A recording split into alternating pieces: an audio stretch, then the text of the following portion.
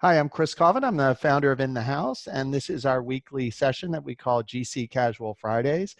We have discussions with general counsel and other in-house counsel on the topics that are of interest to the community. And today I'm really delighted that we have some great speakers on a topic that I think a lot of in-house counsel care about, and that is managing your in-house practice if you're a parent during this work from home period. And so I'm delighted to have Lindsay Anderson with us. Lindsay is a senior vice president and associate general counsel for Comstock Companies, which is a real estate developer and asset manager. We also have Robert Benton, who is general counsel of the Counter Extremism Project, which is a not-for-profit, nonpartisan international policy organization formed to combat extremist ideologies. And we also have Tara Gorman, who is a partner at Loeb and Loeb, who focuses her practice on hospitality law. So, and they're all based in the DC metro area where I went to law school and used to work. So it's wonderful to have the three of you with us today. Just as a brief introductory comment, one thing we emphasize a lot at In the House is the need for in-house counsel to show leadership both in the legal community and the business community. And I think it's very clear that we're in a time during which leadership is tested, and it's a challenging time to be an in-house leader, and it's really important that we step up in these times and support our people who are going through very difficult times, working from home, possibly having friends or family members who are affected by the virus or who are working in the medical profession. I know I have a nurse and a doctor in New Orleans in our family, so we're thinking about them. And so it's a challenging time. And one of the challenges right now is dealing with being a parent at the same time as being a lawyer who has to manage their in-house legal practice. So I'd love to have each of our panelists just briefly introduce yourselves and tell us a little bit about your practice. And I will just go in alphabetical order by last name. So first we have Lindsay Anderson. Good. Happy Friday, everyone. Thank you so much for having me. I'm excited to be here. I have a 4-year-old and a 7-year-old, and I'm currently locked away in my bedroom right now with hopefully the kids entertained for the next hour. At Comstock, I support every department, and primarily right now my focus is all of our tenants. So we develop, own, manage mixed-use projects in Fairfax, Loudoun, and Arlington counties in Virginia, and working with tenants directly, working with our property management and operations team. We also have an environmental team that I support on the legal side. So getting in there, cleaning our tenant spaces, offering them services, helping them apply for the SBA loan programs and other financial relief, and working through rent relief packages. So that's been the primary focus, but I support all of our departments. Great. Must be a busy time for you then. It's yes, just a little. And next we have Robert Benton. And Robert, would you like to just briefly introduce yourself? Sure. I'm a former firm lawyer who went in-house with a client, and we are based in New York City, though I'm in DC. So I am a seasoned work-at-home person. Though I was just telling my colleagues before we got on here that this is very different than your normal work-at-home situation where I'm only dealing with the birds and the dog, as opposed to having my 20-year-old, 17-year-old, and 13-year-old, as well as my spouse in the workspace with me. So just one quick thing, if it looks like I'm in bed, it is because I am. I do have an autoimmune disorder, and I was treated yesterday, and sometimes that lays me out, which means my mind is willing, but my body is not. And so I've been working all morning, just like you see me right here. So I thought, let's just, be honest and go for the gold here. But I, at the Counter Extremism Project and a couple of sister nonprofits, I am the head of operations as well as the general counsel. So during this crisis, I have been monitoring very closely the various government actions and what they're suggesting, especially in the New York area where most of our workers are. I've listened to many Andrew Cuomo press conferences so far. And then, implementing the directives, as well as it's crazy, but work has been really busy on top of all that since all this started. So I certainly am not finding any lull in the professional activities that I have to engage in while we're all trying to figure out how to keep our kids busy, keep everyone online at the same time. My wife is a college professor. She's teaching online. So bandwidth is at a premium in our household. But that's kind of where I am, what I'm doing, and I'll turn it over to Tara. Great. Hey, thank you, Robert.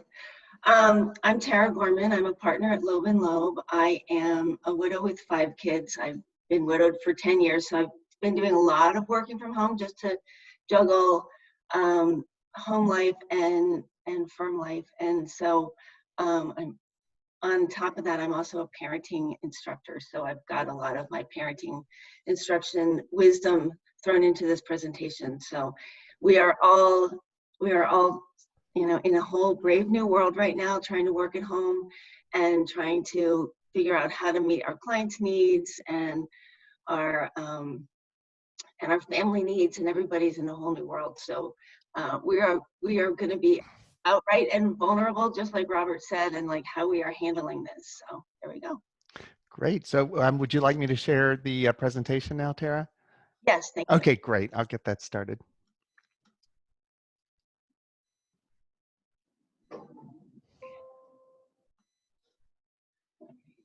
Can you all see that? Yeah. Yes. Are you going to switch the slides, Chris? Yes, please just tell me to advance and I'll move forward Okay. when you're ready. Can you advance? I think the next one is our introductions. There we are. Don't we look good? Better than now, that's for sure. We used to look. Oh my gosh. Okay, and the next one, please. All right, here we go. These are my 5 kids. Here we go. This is an older picture. They're now much older than that. My youngest is now 13.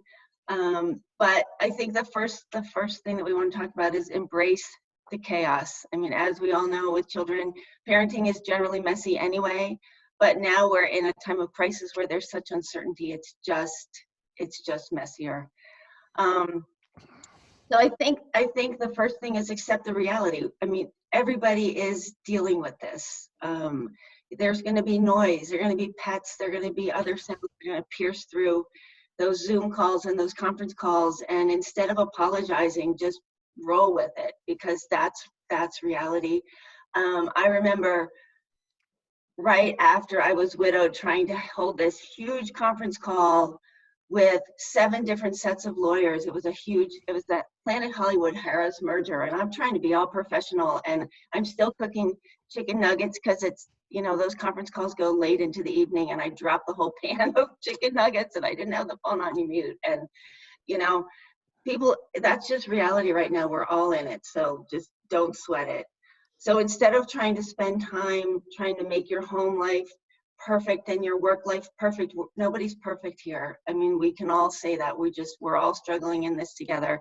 So just embrace the opportunity. It's a great time to connect with your colleagues and your clients and whoever you're dealing with, and asking them the real human questions, like, how are you doing? There's Robert right in bed working because he's dealing with an illness, and we're all dealing with things, and we're all human. And we were trained in law school that we have to be perfect. And I remember one of my partners saying, you have to be like Mary Poppins, practically perfect in everything you do. And guess what? We're just not. So, the majority of the people on the other side of the phone are also juggling this reality. So just jump into it.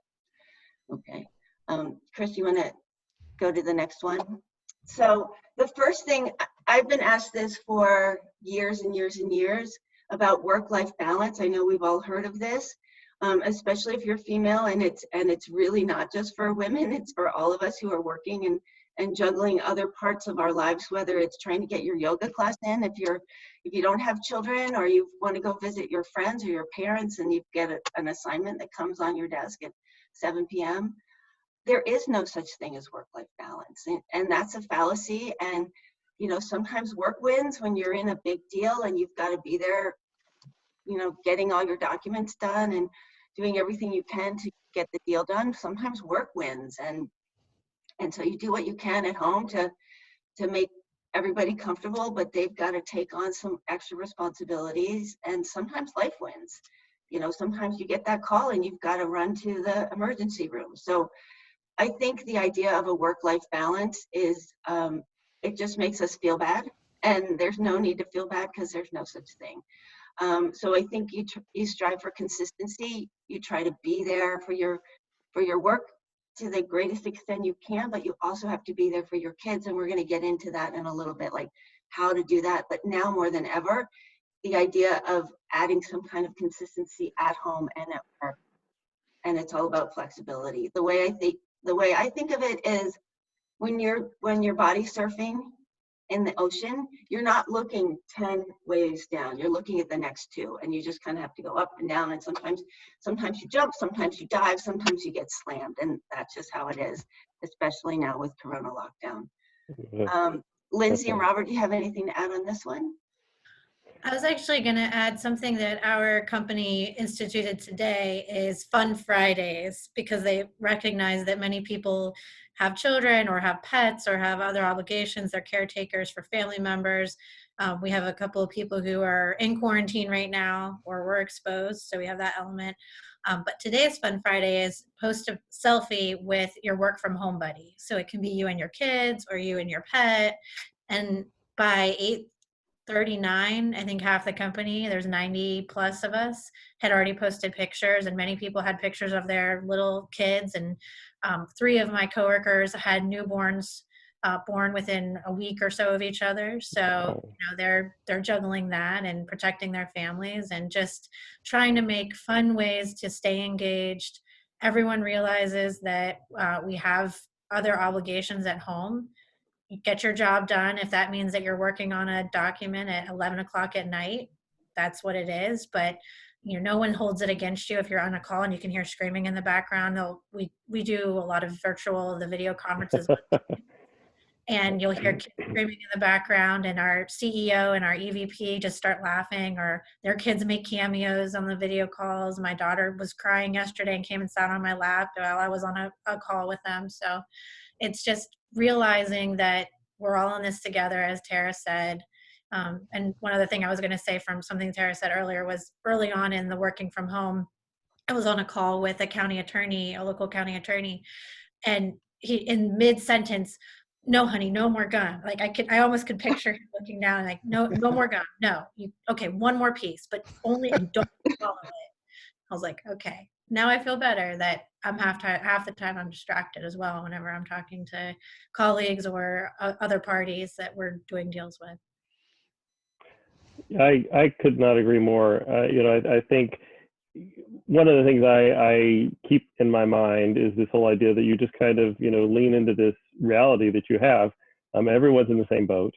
And, it's kind of like a constant take your kids to work day. Because the other day I was on a call and my 13-year-old daughter was fascinated by what we were talking about, and she was kind of lurking in my office. I actually have a home office. And finally I just said, okay, come sit on my lap.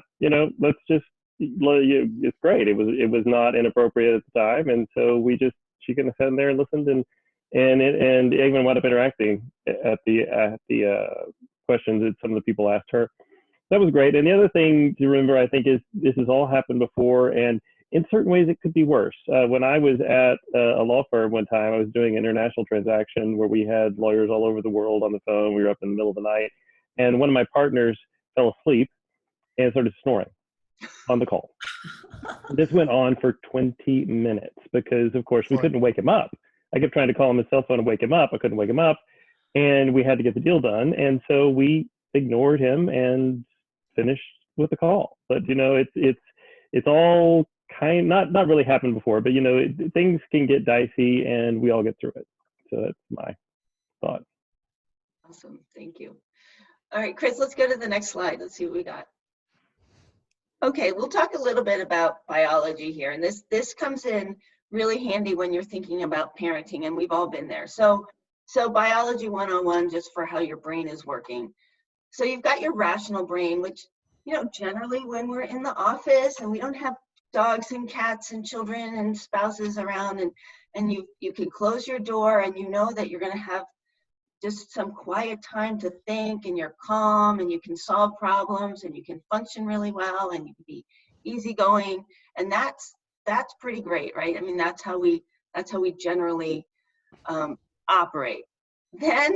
Then we've got, well, let's just call this Corona lockdown stress brain, right? So the stress brain is your limbic brain. And if you think back when we were cave people, it was survival, right? We had this so that we would know when to run, so fight or flight or freeze, right? We would know how to survive in this kind of situation. So what happens is the hormones start flooding into your system. You've got cortisol, you get testosterone, got adrenaline, and that's when you become flipped out. We've all been there, especially as parents, where the kid has done something and all of a sudden your calm, Zen personality, no matter how much meditation and yoga and other kind of like mindfulness training you have, when a child does something that pushes you over the edge, you are gone. And we've all been there. So the best thing to do is to back away. Really, just say, I'm sorry, we can't have this conversation right now, unless it's something where they're running into the street and they're going to get hit by a truck. But most things don't have to be solved right away. Realize you are in reptilian brain, and anything you say in that moment, you can't take back, and it's not going to be pretty. And we've all been there, right? We've all been there. So just back away, take your own little time out. And, you know, we're all now crammed into the houses and everybody's around. I don't know what that looks like for you. Maybe that's going into the bathroom and locking the door. Maybe that's going into your closet and shutting the door. Maybe that's going for a walk around the neighborhood. But the idea is realize that you are in stress brain, and just, unless there's an emergency, don't deal with it at that moment. Just reconvene later. So that's the first thing, is just realize it's fight or flight. Okay, Chris, let's go to the next slide, and we'll talk about, so we're not the only ones with a heightened level of stress, right? It's happening to us. It's also happening to our children. So depending on whether they're little kids or they're teenagers or young adults who are home from college and back into your house, which is a whole different set of problems, they know that something's going on. Their school is closed. They're not going to school every day. They don't have their same schedule. They don't get to see their friends. Their parents are home all the time, right? Often we're not even going to the store because we're getting groceries delivered. We're really paying attention to the Corona lockdown and the social distancing. So we're not going out. We're not seeing our friends. We're not going to work. We are stressed. We might be nagging more. Their siblings are around all the time. There is serious sibling rivalry going on. And I'm sure Lindsay with littler kids can talk about that too. And there's no schedule. So they're in a high level of stress too. Lindsay, you want to jump in on this for a little bit? Yes, definitely. So the stress that we have currently is trying to do the e-learning for my son who's in second grade, and the children pictured are mine. It's Chase and Emery.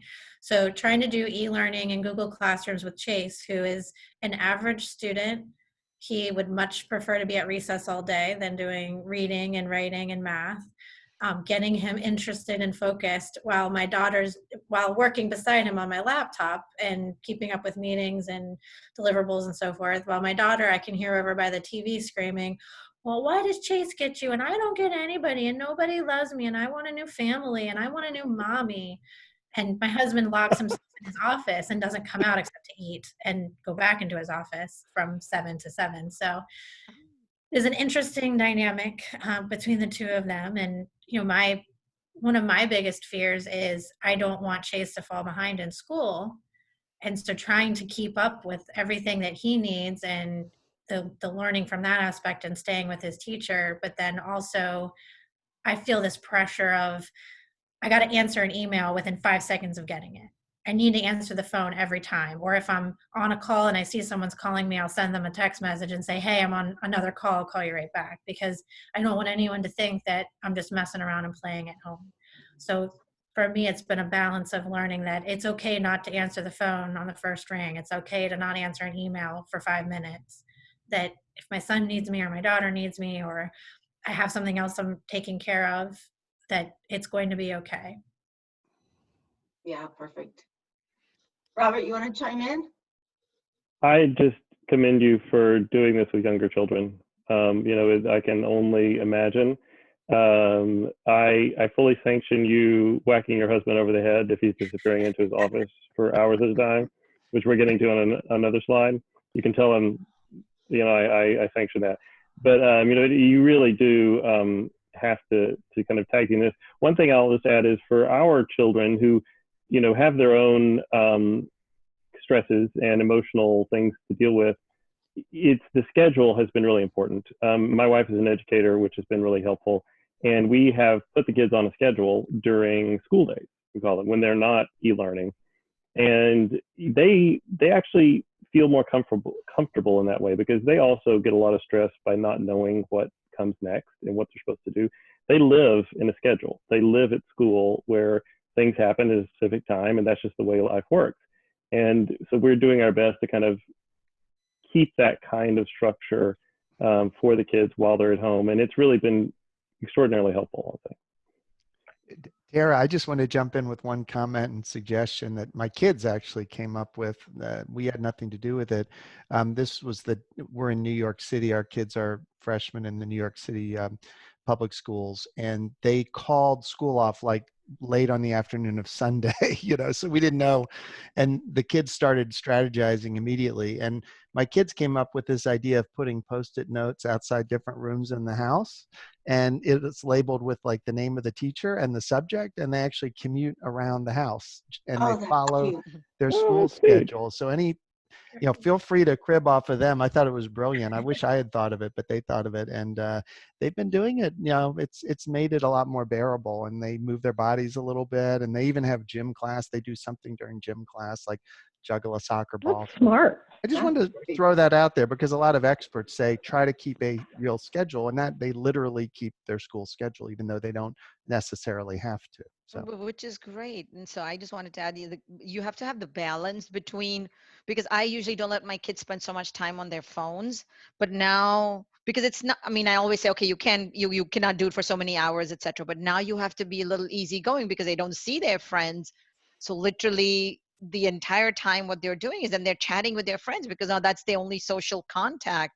But you're right, you have to have the balance to give them some kind of structure, but then also give them some kind of freedom, because they are at that stage where they want that. And I think it becomes very important. So some ways it's also a learning experience. But Lindsay, I know exactly what you're saying, because I have two kids who are like 18 months apart, and it's like, you like that one more, you're giving one more attention than the other, then it's like always like the mom is always like, oh, you love that other person more than you love me, and you're like, okay, great. Yep. So I know what you mean. Thank you. Awesome. All right, let's go to the next slide. All right, so here, this is us, right? The parents, we're working from home, which is, very, very difficult. We've got economic concerns. Many of us, our industries are shutting down. We don't know if our companies are going to make it, if what the world is going to be like in the next month, in the next 2 months. Our friends are getting laid off. We're afraid of that. Homeschooling, how do we handle our children's homeschooling? Because usually we ship them off to school and they're gone for the whole day, but that's not the case now. If you're lucky enough to be in a relationship, how is that going? Do you have that alone time? Can you have a date night? And we're all in isolation. We're not going out to see our friends. So all of that is happening. So we have to keep in mind that while we're dealing with all this, our kids are also dealing with this kind of stress. And as Lindsay said, we are as parents we're the ideal punching bags. I want a new family, right? I love that. And my 13-year-old just had a big fit yesterday, and and everyone was kind of ganging up on her because she's not doing her chores and she's not participating in the family activities. So one of the things that I learned when I first started taking parenting classes, because I just needed them, and when I'm teaching them, is Q-tip. Quit taking it personally. So take a Q-tip, get one from the bathroom, put it in your pocket, and when those kids are beating up on you because you're really the only safe thing, don't take it personally. And just take a deep breath, go to your corner, don't take it personally, and then address it with a calm mind. That's a hard one, but that's so valuable because it's very hard not to take it personally when you're trying your best and then you get stuff like that. But then you're right, because at some point it is about them acting out their own stuff. Right. And I think part of it is to acknowledge that they're going through their own stress, and there's no way that they can really understand the stress that we're going through at the same time. And it's a And weird. you have to model the behavior that you want them to actually learn how to deal with that stress, right? Because that's the only example they have. And if you take it personally, you're going to end up in the, modeling exactly what you don't want them to do, right?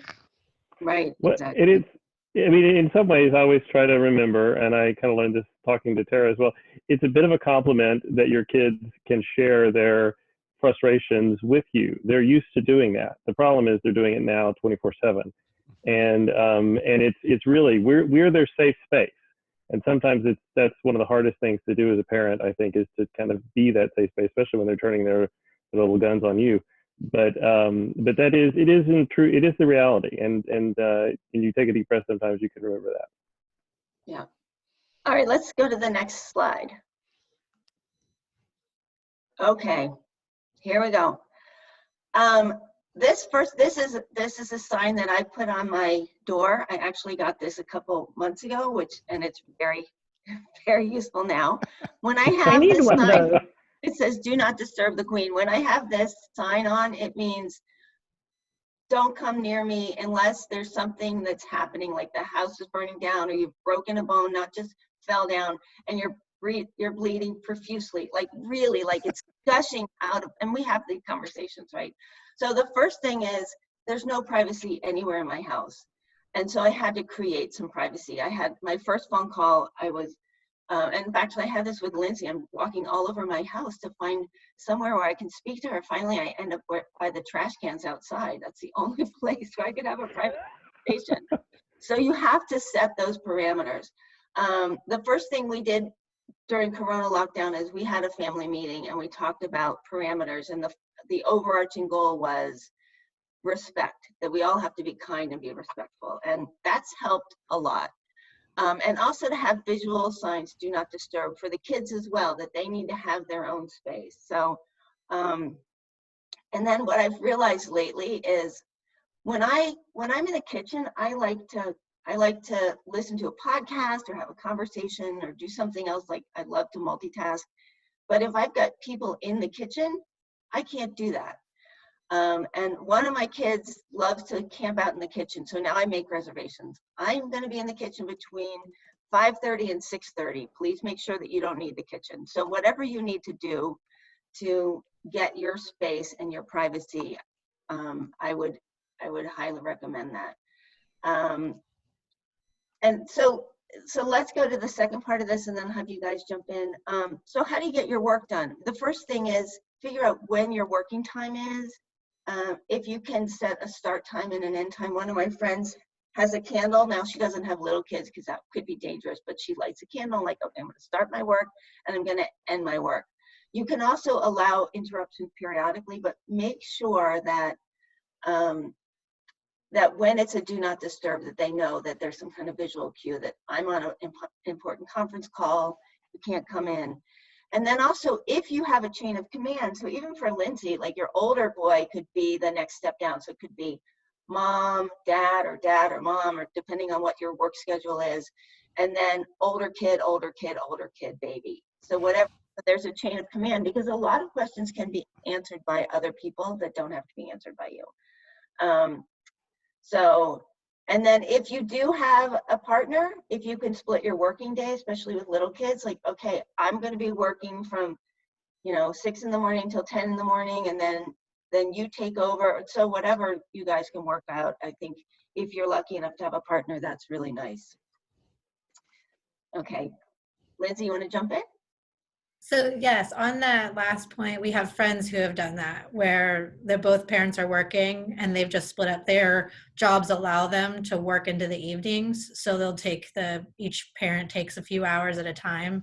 I know for myself, the kids seem to do better if I'm down there with them, downstairs with them. So I'll only kind of, like right now I'm locked away in the bedroom. They know if I come up here and I lock the bedroom door, because my daughter will try to bust in, that means mommy's on an important call where I can't have them interrupting. But they seem to take it better if I'm downstairs with them. So I'll be in our little breakfast area with my laptop. The kids are in different rooms because my daughter, who's 4, tries to beat up her brother. What has been helpful for me is try to make them as self-sufficient as possible. So Chase has his school schedule, but they have water and milk within reach. They have a little step stool where they can get their plates. I have snacks within reach. My daughter eats all day long. It's also a meme about, I love memes, help me get through this, actually. I just look at them every night and sleep. How true. Lunches, and now I make 239 meals a day. So keeping the kids where they know how to get onto, when it's TV time, my daughter can turn the TV on and off and get to YouTube videos on princesses. And I don't need that. I don't need to worry about that. So that balance of, when it's really important, I will get my husband, begrudgingly, and have him watch the kids. And I know this is something later on in the slides, but my parents, I'm fortunate enough that they've been able to come down a few of the weeks that we've been home. They live in Pennsylvania, and much of the situation up there is similar to here. So my mom's here this week, which is helpful. Next week through the rest of June 10th is when schools go back into session, so to speak, but that's basically done for my son. We're on our own. So it's going to be interesting the next 2 months to see how it goes with no support. So I certainly welcome suggestions from others who have been doing it all on their own and have the younger kids on how you handle it. I'd just add that, my spouse and I, over coffee in the morning, plan a day, because frankly, neither one of us can keep track of anything more than 24 hours in advance at this stage of our lives, and try to decide, when someone has an important call.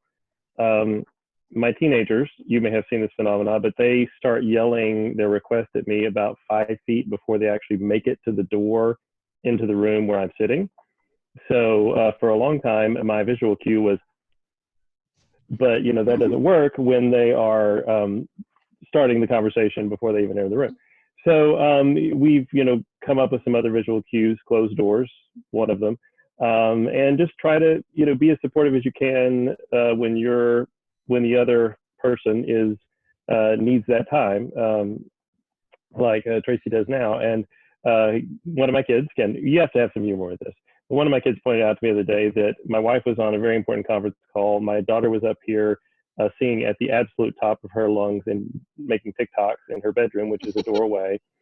And I then yelled at her to be quiet because her mother was on a conference call. I got lots of grief for that. It probably should have turned into a meme, I'll be honest with you. So, you do your best. You really do your best. But it is important to, as much as you can, again, plan and set those boundaries. Again, I love this, only bother me if the house is burning down. That's pretty key. All right, let's go to the next slide. Great.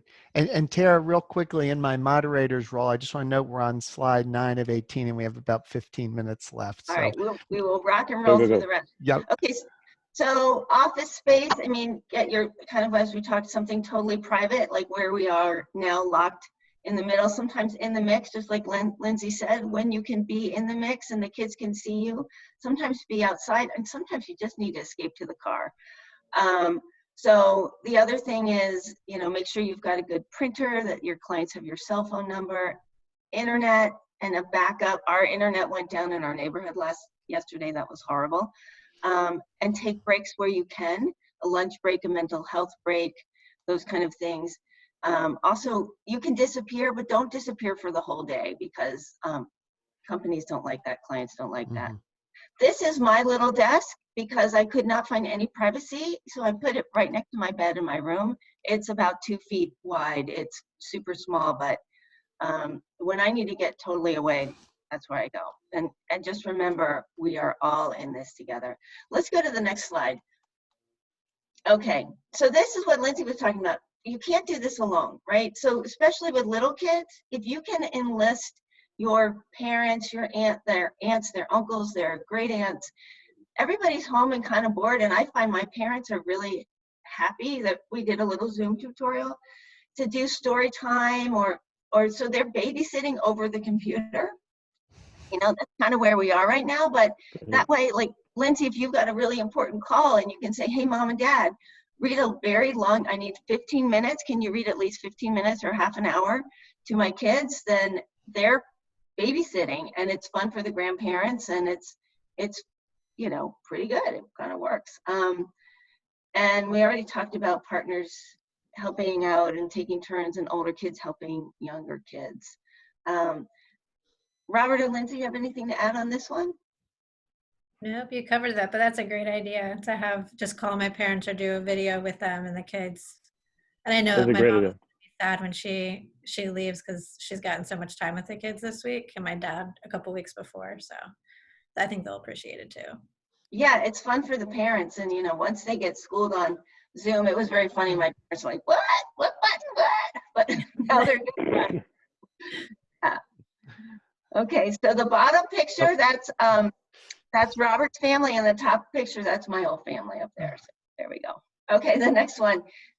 This is very important. This is actually my toilet seat. This is from over Christmas vacation, where I'm just like, can you just put the lid down? And every single time they didn't put the lid down, I just put a new Post-it note, and there are more than are even in this picture. So this is my like correcting, you know, I just put notes somewhere like, clean this up, ew, this is gross, there's, you know, toothpaste, you spit toothpaste everywhere. And so I just put notes like, ew, and then they clean it up. This is not the time to be that parent. This is not the time to be that parent. The goal really here is connecting instead of correcting. So go back to that brain. We're all stressed out. So our goal is to have a stronger relationship at the end of this whole corona lockdown. So put things in perspective. We have resilient children. This is not an ordinary time. You know, if we have a couple months where they're not hitting every mark on their schoolwork and they're not doing everything they typically do, it's okay. They will get through this. We will get through this. So really think about what's important, and really, like in our family, it's the respect and having fun and doing things together. So let go of what's not important. You know, if the toilet lid is up now, I don't put notes on that at this time. So it's okay. So think about what your circle of control is. Like, what can you control? You can control your attitude. You can control when you want to address something, your emotions. If you are in that reptilian brain, just back away. You can control being kind. So really think about what you can control and what you can influence. You can influence your home, you can influence your work, but there's so much we can't control right now. I mean, when you turn on CNN, when you turn on the news, it is frightening. And so if you can kind of keep it in perspective and keep yourself grounded, then that helps the whole family.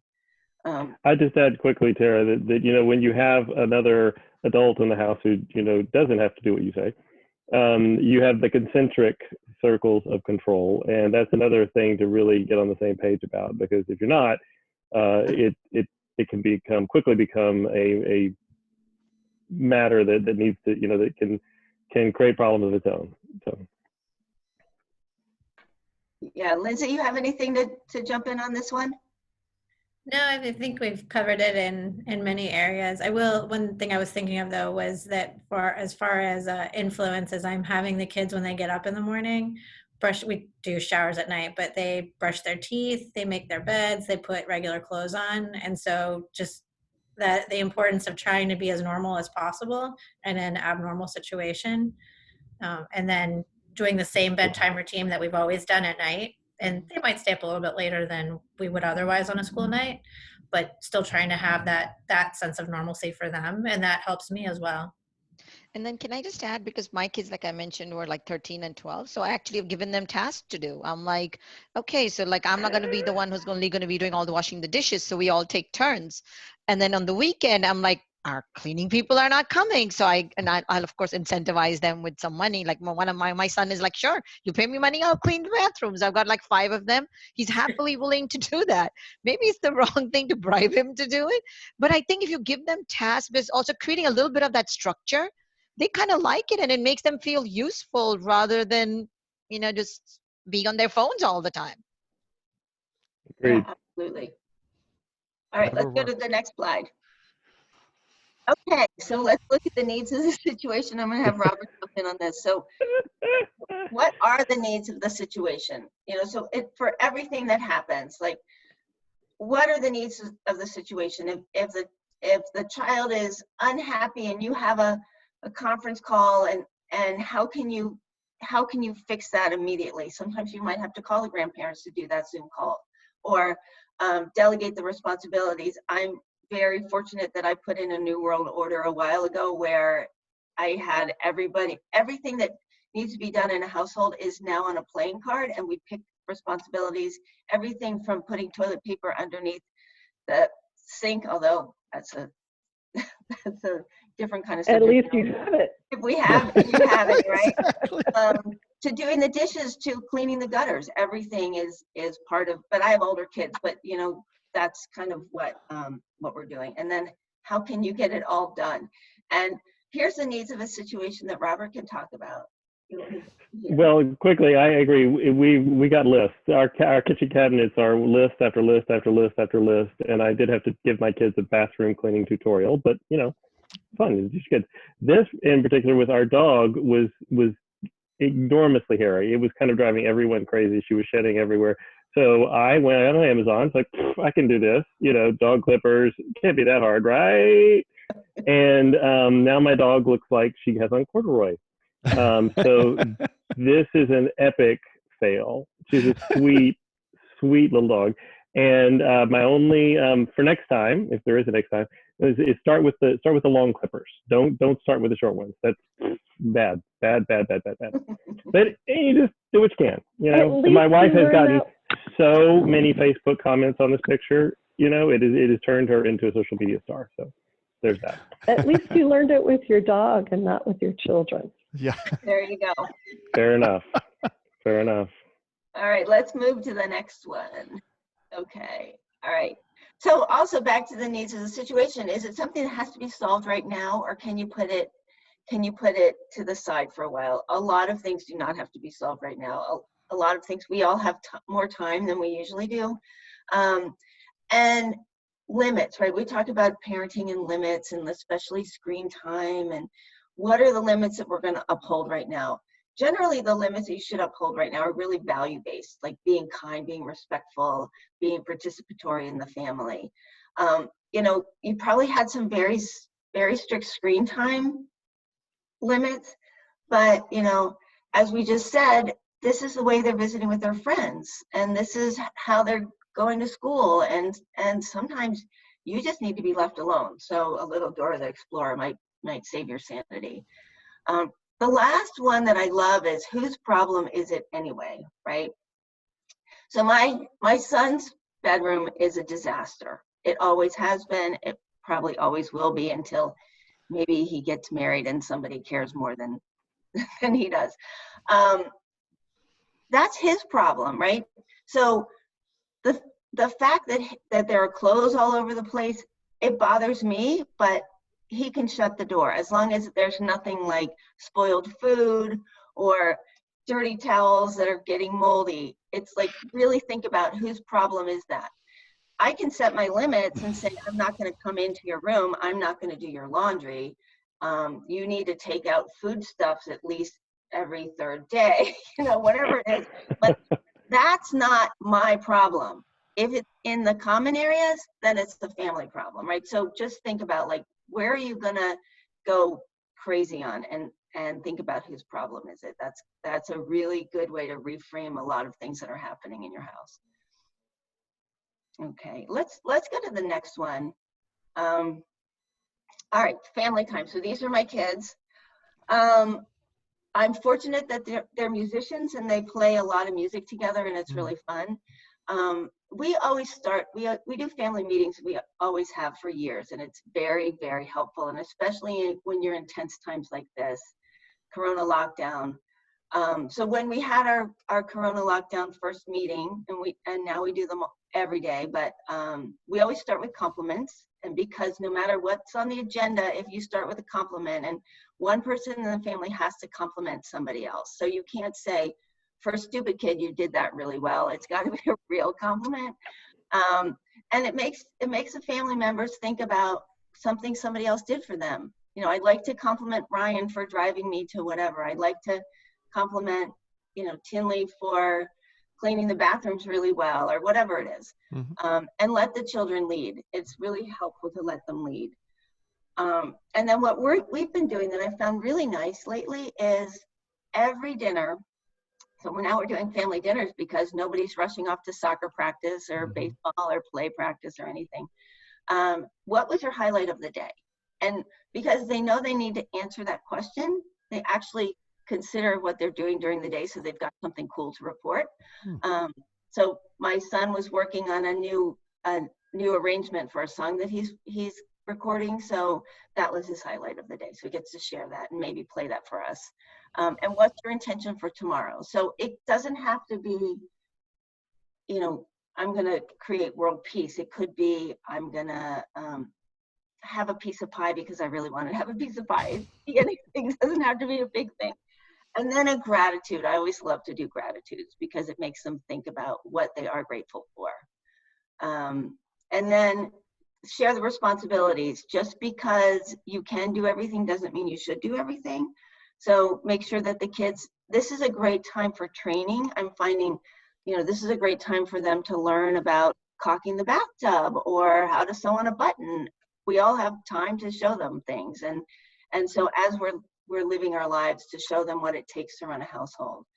And kind of like Lindsay was saying, make sure that everything's accessible for the kids. Don't do anything for a kid that he or she could do for him or herself. So they, you know, at 4 years old, they can take out some snacks from the bottom drawer. They don't need to ask mommy to do everything. If you put juices in a smaller container, they can pour it. They can pour the milk for cereal. So those kind of things. You guys want to jump in on this one? I think we've got time. One thing that we do that similar with the family dinners, like talked about, it's your favorite part of the day. We still do it now, but it was more to get the kids to talk about what they did in school when they were in school, and not just to say, my day was good, my day was bad. But what I've been trying to do now with working from home and the weather, it's a little chilly today, but with the weather being nicer, I take a half an hour at lunch, and then at dinner we do it too. We go outside and we picnic. And we talk about things we're seeing outside and the weather, and my son's keeping a weather journal, so we talk about the weather for the day or something the kids are looking forward to. And they know a little bit about coronavirus, probably from hearing my husband and myself and us talking about it, but they'll say, when coronavirus is over, we're going to do X, Y, Z. So we talk about what vacation we want to go on or what park we want to go to and what we look forward to when we're able to get out and about again. Awesome. Robert, Great. you have anything We can go on that. So I just say I love teach independence. I'd say that one of the most important words in that phrase is teach. It's something you do have to kind of walk people through and then ask them to do. So. Right. And training is really important. Like, you can train them how to crack eggs, go through a dozen eggs and just crack eggs and you'll get shells in them, but eventually they'll be able to do it. And you can make, you know, brownies, and a 4-year-old can do that, you know, and one of our mottos is we don't cry over anything that can't cry back, and that we're really good at making messes and we're really good at cleaning them up. So if you kind of keep yourself calm about there's milk all over the floor, there's eggs everywhere, sticky, you know, show them how to use a Windex and some paper towels and you're good to go, and it makes it more fun. All right, let's go to the next one. All right. Lindsay, you want to take this one because you've got your cute kids here? Sure. So a few weeks ago, before the more stringent restrictions went into place, we went on a family hike. We tried to pick a trail that there were a few, which you can see. It's my husband, my son, and my daughter, and then someone way off in the distance. And we were social distancing. We were following the 6-foot rules. just to get fresh air and nature. And we were talking about animals we were seeing, and trying to find ways to be outdoors and still follow the guidelines and keep the kids safe.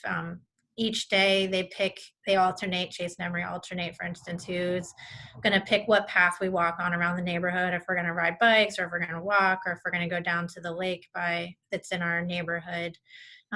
They don't really understand why they can't have play dates or playovers, as Emery says. So just kind of talking them through. We see their friends out as we're walking and say hi to them and talk to them from across the street. But basically just get outside as much as you can and find different way, because they don't really understand why they can't go in the car with me to the grocery store at 8 o'clock at night, or why we can't go to Chick-fil-A and eat there so that they can play in the play area.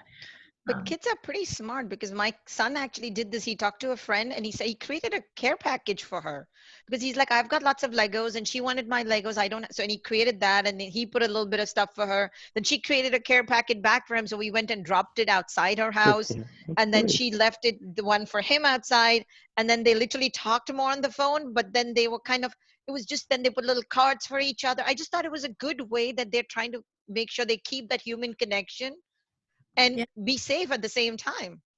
Yeah, that's wonderful. We're doing my son and a friend from school are pen pals. So that kind of that art is a lost art, I think, to extent with the internet and other ways of being in touch with each other. So they're writing letters, they're practicing writing, they're practicing their grammar and their capitalization and punctuation and all of that, and they're having that connection with the pen pal. That's great.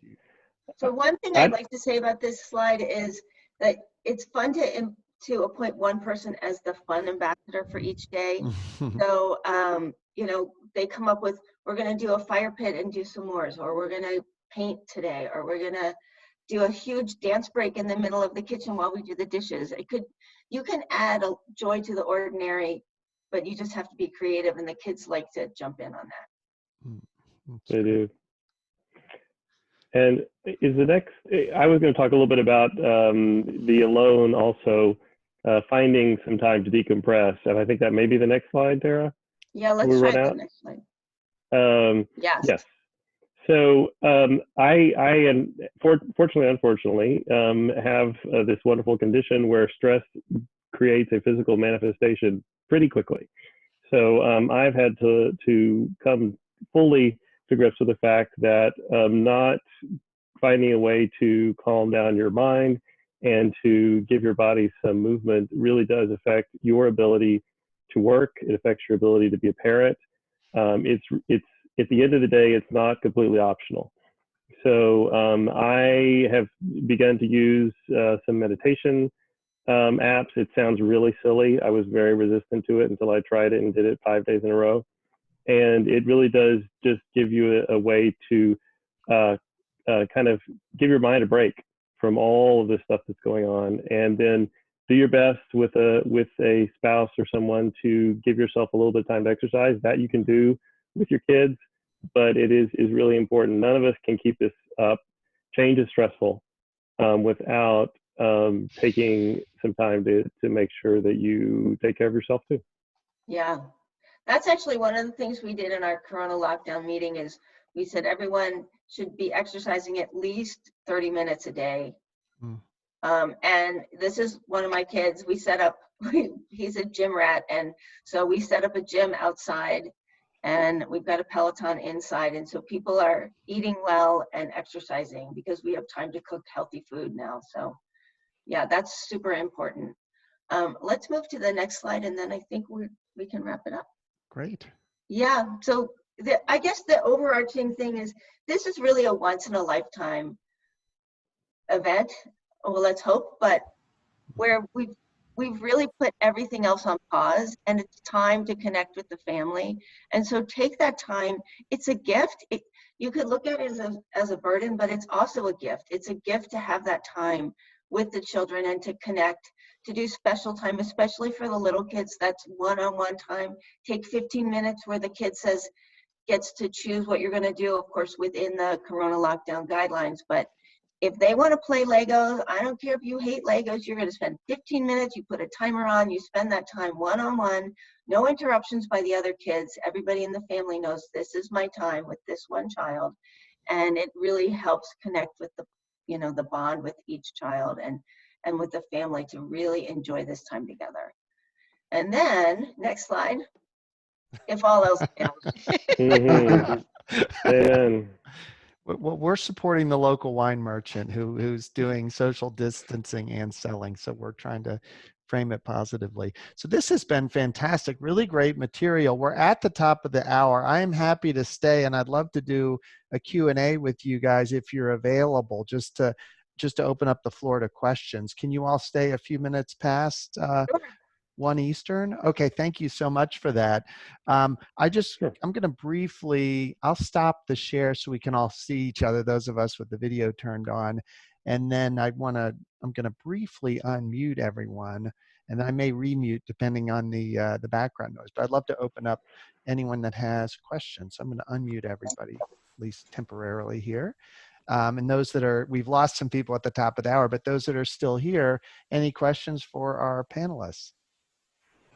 One question I had is, you mentioned bringing grandparents into the picture, and I'm wondering, how do you do that and still maintain the physical distancing rules? Are there issues with that, sort of bringing kind of more remote family or friends into the house? And how have you? Actually, what I meant is by Zoom, like over Zoom. So you set up the laptop and you set up a Zoom call, and you may need to do a tutorial with the grandparents, but you say, okay, and they're reading the book. And so they just, you know, just like the teacher used to read the book, and then they show the pictures, right? Like 1 fish, 2 fish, red fish, blue fish, and you show the picture.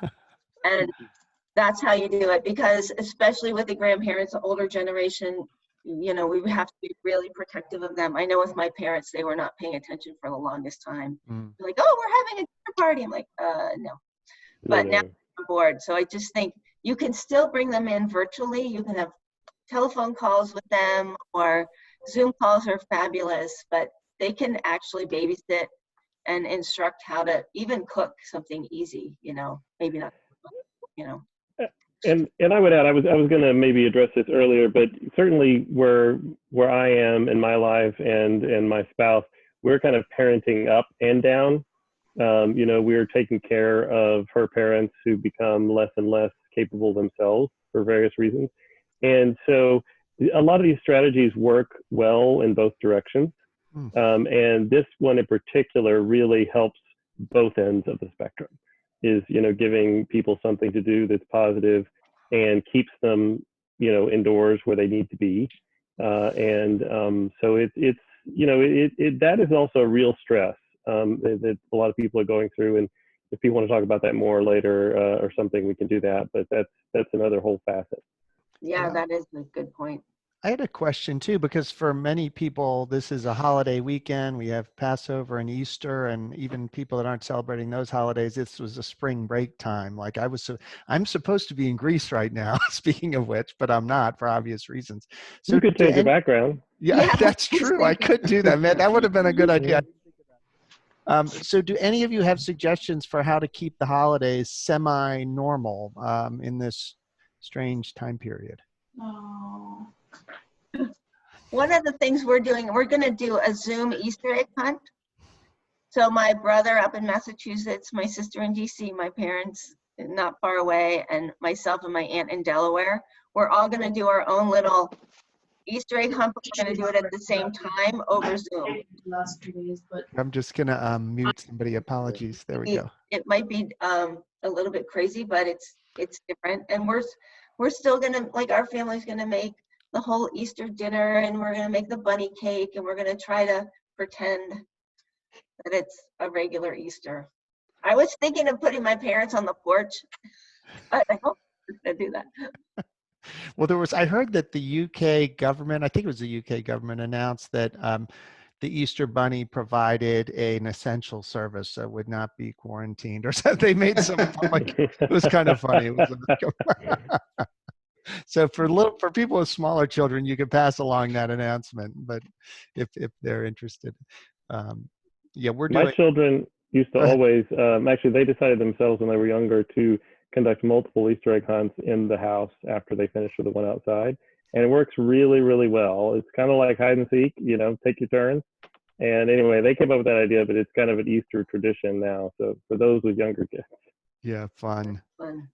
Yeah, we're basically just, I guess we'll do an Easter. We were actually going to not do an Easter egg hunt before all this started. We asked our kids, and, because they're almost 15, and they're like, I don't think we need it this year. And then when this started, one of them said, Mom, Dad, I think maybe we want to do the Easter egg hunt. So it was kind of cute. They feel comfort in returning to those traditions. And by the way, on that note, I recommend getting out old videos, because they've never, since they've been teenagers, they're like, we don't want to watch the stupid baby videos, but now they're enjoying it. We're getting those out, and they're feeling nostalgic for, I guess, times when, things were simpler than they are right now. So that's another great family activity I would recommend.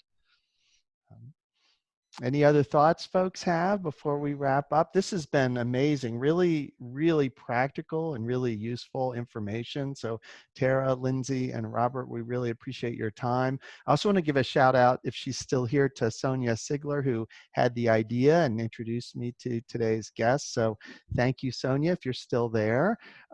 Sonia's a lifetime member of In the House and an active participant in our community. So that was fantastic. And I should say, if anyone else has any ideas for future discussions on GC Casual Fridays, they can always email me at chris@inthehouse.org, CHRIS @inthehouse.org. You can also check out our community. We're at www.inthehouse.org. For some reason on this call, I realized for the first time that our name also evokes sheltering in place. So Yeah. we're all in the house. house. Yeah. We're literally in the house. So I just thought of that. So anyway, it was inadvertent, but it's certainly appropriate for this time period. But thanks again. I really appreciated the time. Feel free, any of you in the community can always reach out to me. If you go to the homepage, you can actually schedule time on my calendar to have a one-on-one video conference. So that's available there at the homepage of In the House if anyone wants to have a one-on-one conversation with me. We did record this, and we'll be making this video available on our website for anyone who missed it. And for the speakers, I will send you a link so that if you want to send this link to anyone so they can watch the video or listen to the audio or view the slideshow, we'll have all three there on our website. So I'll send you three the link. And finally, David, thanks for being a great co-host. And we'll chat soon about what the topic will be next week. So thanks again. Any last comments, questions before we wrap up? No, thanks a lot. This was great. Super fun. Thanks, you guys. Fantastic. Thanks, everybody. And happy holidays. Yeah. Same to you. There. Thank It's you. happy holiday. Yeah.